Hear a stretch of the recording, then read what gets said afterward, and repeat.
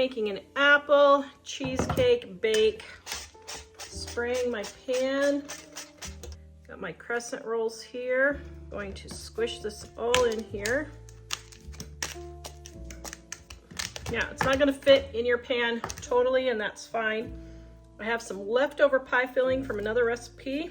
Then I've got some cinnamon and sugar I'm gonna sprinkle on top. Then got my cheesecake. It's already pre-made. All right, then I'm gonna take the rest of our crescent dough here. And before I put it on there, I'm gonna kind of squish it out a little bit. All right. And because I like crunchy tops, I'm going to take a little bit more cinnamon and sugar and sprinkle it on top. Now we're gonna put this in the oven and bake it. Oh, yum. This looks delicious. Wow, that looks really good. Okay, we have apple cheesecake. Ooh, apple cheesecake. Yes. Yum. Tell me what you think.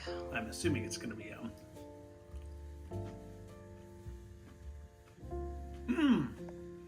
Is it delicious? Mm. That's really good. Yay.